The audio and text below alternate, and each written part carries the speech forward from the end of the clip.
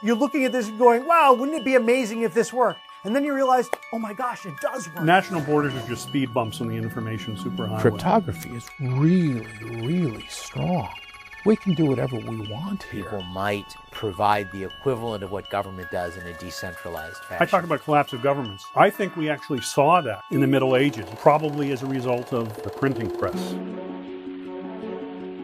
This is the story of a community of scientists, mathematicians, philosophers, and activists who believe that the internet, combined with recent breakthroughs in the field of cryptography, would upend society and usher in a new era of sovereign individualism.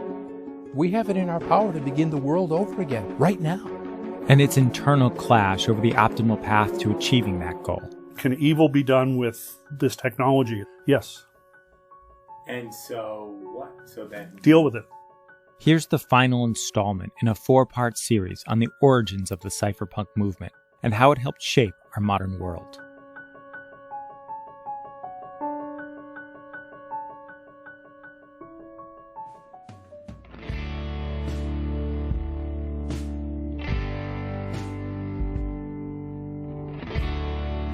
We see a free world that has achieved a level of prosperity unprecedented in all human history. Mr. Gorbachev, tear down this wall. If you had asked me 10 years ago, is it possible that communism could collapse by the year 1992, I would have said absolutely ridiculous. The fall of the Berlin Wall was important to me because I thought it was the end of history and that national borders would cease being the walls of prisons. And so a couple years later, when I discovered the internet, I thought, oh, this is part of this pattern where borders and distance stop being barriers to people. Then I discovered a whole clan of people who self-identified as computer people. I found my tribe, and among that clan was the cypherpunks mailing list. If you want to subscribe to our mailing list, send a blank email message and just say subscribe cypherpunks. And what is a cypherpunk? What do you guys stand for? Cypherpunks are cryptography activists.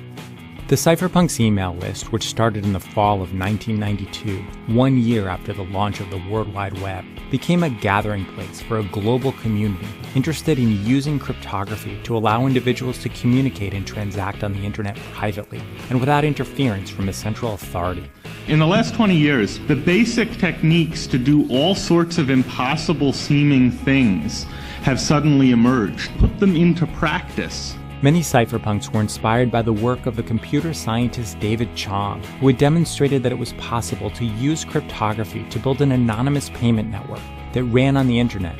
Because of the cypherpunks and because of the science papers of David Chong, I thought the third thing that's going to happen is economic freedom. That people are going to be no longer constrained by national borders and distance from cooperating and sharing resources and helping each other. But at this watershed moment of collapsing borders, there was a divide within the cypherpunk community over whether these cryptographic tools would lead to more individual freedom, free trade, and the spread of democracy, or the end of government altogether. The cypherpunk movement's most influential figure was the physicist and intellectual provocateur Tim May, who coined the phrase crypto-anarchy. He saw the fall of the Berlin Wall as evidence that the societal institutions we take for granted could collapse in short order, just as they had in the Middle Ages. We saw the little principalities, the monarchies, the religious, the papal states. We saw those collapse, probably as a result of publishing, printing. May penned a one-page summary of how cryptography would upend society. So I just sat down at my little Macintosh and loosely patterned this after the Communist Manifesto. A specter is haunting the modern world, the specter of crypto-anarchy. Cryptography is really, really strong. We can be protected from anything without, from the observers, from the watchers, from the imposers of the past upon the future we're trying to create. May was skeptical of the idea that humanity was witnessing an unabashed victory of economic and political liberalism, or that it was possible to overcome tyranny through collective action. As the political scientist Francis Fukuyama argued, we as human beings want to be recognized with a certain dignity. This is the essential driving force behind democratic revolutions, whether they take place in Eastern Europe or in Asia or in Latin America. May embraced a technology-based theory of historic change, summed up by the movement's tagline, which was coined by the mathematician Eric Hughes: cypherpunks write code. What Eric meant by cypherpunks write code is, don't be one of those guys who goes to a Libertarian Party conference and sits about getting somebody elected to the Los Gatos City Council. That way lies madness. Whereas the interesting things that had happened had been technological changes: the telephone, the copy machine, the VCR. The philosophy that I really got interested in is that you don't just go and ask the regulator, oh, we need more privacy online. You go fix it.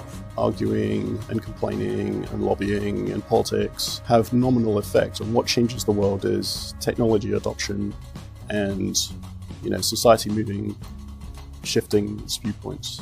For crypto-anarchists like May, writing code meant building systems for anonymous transactions on the internet that made the arbitrary divisions of the political world irrelevant. National borders are just speed bumps on the information superhighway. Online cryptographic networks would be structured like a geodesic dome, a form hailed by the countercultural technologists of the 1970s for being in harmony with nature and highly resistant to external attack. Networks with no owners, with many interconnecting nodes that would be basically unstoppable. In a geodesic market, economics will no longer be the handmaiden of politics, the cypherpunk writer Robert Hettinger noted, and nation-states will eventually be as ceremonial as modern-day constitutional monarchs. This idea of a many-to-many connection was clearly going to happen. But it was much easier to build a functional network for cooperation and trade when you can rely on a central authority to enforce the rules. How can we use this weird crypto technique to solve this strange, esoteric little problem that in the real world you just solve because, oh, I know what your social security number is, or you have to have your government issued ID that you take into the bank so that you can open up your bank account and they can link the two together and say, okay, if Jim McCoy walks out on this $100,000 loan, well, we know where to find him. I was trying to deal with those problems. You can buy and sell property in cyberspace using cryptographic protocols. The idea of ways in which people might provide the equivalent of what government does in a decentralized fashion. Tim stole some ideas from My Machinery of Freedom, and he reprocessed them with all this technological stuff, and then I stole them back. A function of government that was particularly hard to replicate using cryptography was the issuance of money. The cypherpunks attempted to build a borderless internet currency system as anonymous as cash, and that, like gold, held its value without the backing of a central bank. Gold makes very good money because nobody can manufacture more of it very readily, put it mildly, right? Whereas bits are perfectly copyable, so turning bits into good money is quite difficult. Tim May and many others considered electronic cash to be the holy grail because it completed the picture. A private and decentralized monetary system, May argued, was a key component in constructing a new borderless world where the activities and assets of individuals would be resistant to government control and confiscation. You don't physically meet the person if you don't even know what continent they're on. You can't coerce them. But there was another faction within the movement that rejected Tim May's vision of cordoning off a new world in cyberspace. The high-tech Hayekians were people like Eric Drexler, Mark Miller, Phil Salin. They were focused on designing secure computing systems based on economic insights, particularly those of the Austrian-born Nobel Prize winner Friedrich Hayek. Instead of building a new virtual world shielded from government interference, the high-tech Hayekians sought to use technology to demolish walls and divisions within the existing world. They imagined that introducing new tools for human coordination would gradually erode the government's ability to impinge on our freedoms. We did lots and lots of fantasizing about how the world could be different, but we saw this as emerging from inside the world. Cryptography was a tool for porting economic concepts and legal strictures onto the internet, but the aim was to foster new forms of peer-to-peer commerce and knowledge sharing. And the high-tech Hayekians believe that even imperfect systems can transform society gradually from within. The overall arc of world history is towards rule of law, towards less corruptible systems. If the emergence of the world of crypto commerce creates systems that are vastly less corruptible, but under a whole mix of different mechanisms and governance regimes, such that they're not always everywhere uncorruptible, I think that's fine. There's a lot of power in providing people tools such that they can successfully start to act more like you would like them to. As opposed to, you've got to come over here where it's really hard-edged encrypted and it works exactly the way we want. No, let's raise people's levels incrementally, and that's an improvement in the world. For many cypherpunks, the darker side of crypto-anarchy was epitomized by the writings of the chemist and electrical engineer Jim Bell, a participant on the email list who in the mid-90s compared aggression by the state to that of muggers, rapists, robbers, and murderers, and posited a cryptographically protected marketplace in which anonymous individuals could in effect pay to have government employees killed with the goal of destroying the state. In 1997, Bell was arrested and went to prison for, among other things, dropping a stink bomb on a government building. Tim May distanced himself from Bell's writings and activities, while maintaining that marketplaces for assassination, like the one Bell had described, might be both inevitable and desirable. Can evil be done with this technology? It's not just the internet, but especially the crypto part of it. Yes. And so what? So then... Deal with it. And Zimmerman once told me that he sometimes regretted ever introducing PGP to the world because it could be used by Al-Qaeda or the Taliban or whatnot. I say, so what? I'm not morally responsible. Would have happened whether we had existed or not. Because technology has its own logic. And people want to do what they want to do. I mean, they want free shit. They want freedom to do things. Even if they say this should be regulated, they'll often make the conscious decision to copy music, copy videotapes they want to see. Blacknet is a negative consequence. I'm not interested in creating that.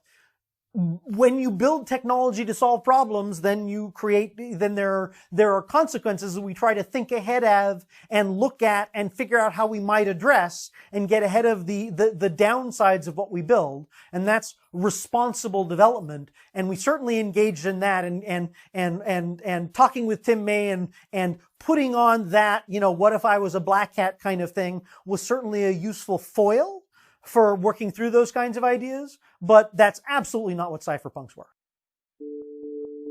So the progress of the spread of democracy, if you take a sufficiently long-term view of it, has been really, quite remarkable.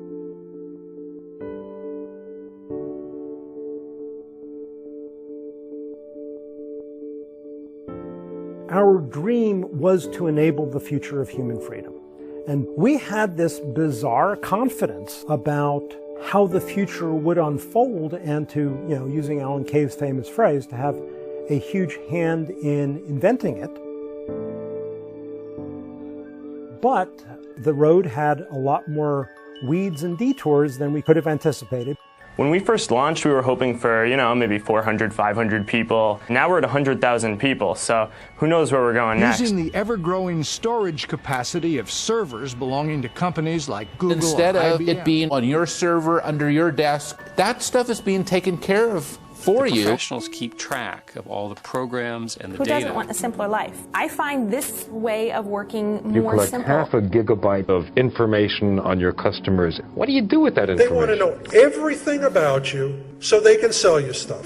And it results in you each getting a digital proctology exam. The NSA specifically targets the communications of everyone.